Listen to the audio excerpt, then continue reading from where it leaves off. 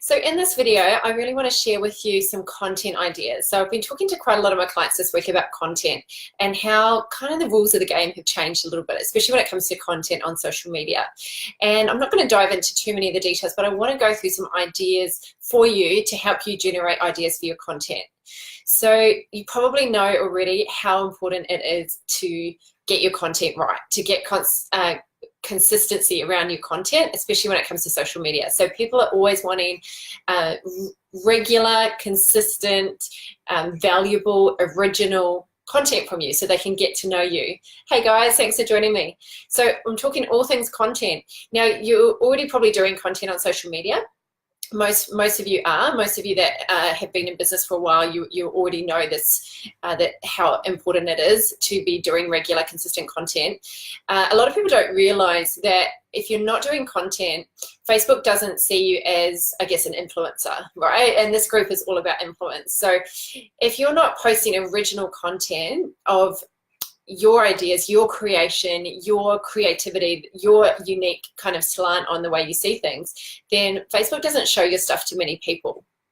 So it's really important that you're putting out content regularly that is going from, out to Facebook, out to Instagram, out to LinkedIn, just depending like where your ideal client spends their time, but those are usually the three main ones. And that you're also sending it through email, because when you send it through email, people they want to open it, right? You're not interrupting them like on social media. So we want to get people's email addresses so that we can continue to send them great, valuable content that's going to help them to solve their problem, their main problem that you're going to position yourself as the expert in solving. So the problems I see a lot of people face when it comes to this is that they send out all different types of topics. So one day they've got a post on joy. One day they've got a post on gratitude. One day they've got a post on how to clean your house. Like there's just all this random stuff and there's no kind of overarching theme or idea. So you really want to be clear to your audience, to your followers, to your tribe, to your potential clients, who you are, what you stand for, and what's your one big thing. Like what's that one thing that you're known as? And make sure that your content sits under that umbrella. So you might have lots of different topics under that one umbrella, but if someone introduced you at a party, let's say a friend that's not in business, for example, and they're like, oh, this is Kat, like she, what is going to come out of their mouth? What's that one big thing that you're known for? Like for me, it's helping people get clients. Like that's the one thing that I speak to people about and create content about. So under that banner, there's lots of different things I talk about. There's lots of different things you need to do to grow a business, but you want to make sure that your content is really that you pick one main topic and you talk about it. So let's say you're a health coach, for example. You might decide to just pick 3 themes under the banner of health, because health is so huge, right? So you might pick, okay, I'm going to talk about healthy meal planning. I'm going to talk about, oh, there's heaps of bats going past. That's random. Healthy meal planning, quick exercises that you can do at home, no weights required, and the mindset of health. But I mean, even those are quite vague. But under those, you can create loads and loads and loads of content, but you're not confusing your market with heaps of different messages. I don't know if you guys have seen that, where you've just got, you kind of think, what does this person even do? I'm a bit confused because they're just doing lots of random stuff. So make sure that you're really clear and you don't confuse your market. Okay, so I'm going to go through 4 main ways that you can kind of start to generate more ideas when it comes to your content. Because a lot of people say to me, I don't know what else to post. I wake up in the morning and I think, okay, I know that I've got to post content. I know that I've got to create content, but I'm kind of running out of ideas. So these are kind of 4 ways that you can more get your creative juices flowing. So it's in an acronym called SPIN. I don't know why SPIN, it just works. It just works with the letters. Okay, the first one is studying. Study more. So by studying, I don't mean go and do another course, go and get another qualification. I mean study your market, study what they want, listen to them. So let's say you've got an ideal client and you know that they want to have a clean house, for example. They want to declutter. So what you do is you'd study all the all the people that are wanting to solve this problem. What are they saying on Facebook groups? What are your competitors talking about? And you can study through just researching online, right? Just Googling. But you want to really get to know this problem and become masterful at this problem. So study it and really listen to what your audience, what your potential clients are saying are their main problems. People don't usually invest a lot of money to take their life up a level. They invest money to overcome a problem, a current, pressing, painful problem. So it's really important that when you're sharing content on social media, through email and your website, that you are helping them overcome their problems, because that's what people care about, is getting relief. You are someone's pain relief, right? So that's the S, is study more. The P is practice more. So you really don't get to know what people want to hear about until you practice, until you actually talk to people in person or on video. So practicing, let's say you're a coach, you just want to practice and practice and practice. Get as many coaching clients as you can, even if you have to do it for free or half price, or just whatever you need to do to get those runs on the board, to get those notches on your belt. Like I did one-on-one coaching 8 years before I started to reduce it back and create more groups, because I just wanted to get to know from the customer's mouth exactly the language they are using when they describe their problem. So it's really important that you practice, practice, practice. And if let's say you're not good at converting, like you might get people onto the call, but you're not good at converting. So you've got to practice asking for the sale. You've got to practice maybe getting out there and talking to people and asking really good questions. You don't get better unless you just do it repetitively, right? So this is going to help you generate content ideas. So what I do is, if I go out and I'm talking to someone about, for example, today I was sitting in the park and this guy came up and started chatting to me, and he's like, what do you do? And I said, I'm a business coach. I help service-based businesses. And he said, oh, I can help you get clients. I know heaps of people that own shops. And I said, oh, no, I don't specialize in that. I specialize in service-based businesses. And he's like, yeah, but you can get business. And I said, I don't want business in a product. I don't want business in retail shops, because that's not my area of expertise, right? I said, do you know people that have service-based businesses? And he said, well, I'm an interpreter. So I got chatting to him about that, and I said, well, what's your biggest problem when it comes to getting clients? And he's telling me all of this stuff, and I'm thinking, content, content, content. I can create content that's going to help this guy. And so we exchanged details, and I thought, well, I could record a video that can help him straight away, because he's told me what his problems are when it comes to getting clients. So you just want to be out there listening to people, right? Just listening more. So that's the S, study. The P is practice. The I is, where are we? Invest more. Invest more. Now, I have to make a confession. I get really frustrated when business owners tell me that they can't find clients, but they're not investing time and they're not investing money.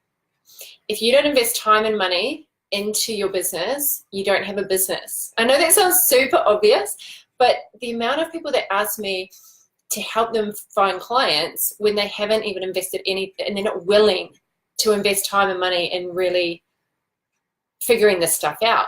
Now, that could be investing in learning how to do lead pages, learning how to do email automation systems, learning how to automate their business so they can get their hands off the keyboard, right? So that takes time.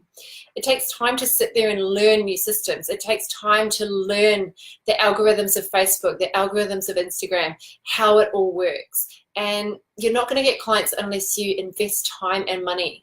So for me, I've invested over $100,000 in education on business, on mindset, on understanding influence. Influence is probably the area I've invested the most money into. Sales courses, understanding human psychology, NLP, but actual practical business stuff as well. So it's not just another tool in coaching or hypnotherapy or, massage, or all these other things that we can use as tools. We actually need to invest time in understanding business. So how to get clients, how to get cash flow. So let's say you know that you need to do content, but you haven't invested the time in understanding your ideal client. Or you want to have a funnel so that you nurture people along the funnel, but you haven't invested in ClickFunnels, for example, because of the outlay of cost. So if you really want to make your business work, you have to invest time and money, and that's really important when it comes to your content as well, because if you don't understand your ideal client, if you don't have the systems to create this content and make it easy for you to automate it, you're just going to find it really challenging, and you're going to be back in that job, that 9 to 5, or stuck in the job that you're in instead of creating the business that you really love. And then the last one is to network more. I know you're probably groaning, going, oh, networking events. And I totally get it. I hate early morning networking events. I refuse to do them. I'm just not that way inclined. And you've got to know what you're prepared to do in business, right? So for me, I love seminars, I love events, I love live events, but you've got to be strategic with your networking. You can't just be going to all these things and not really having a bit of a plan. My plan when I go to networking events is to give, is to find people that I can give advice to, that I can share some tips with, or even one tip that's going to help them. It's to connect with people, to build relationships. I'm not out there trying to convince people to sign up with me.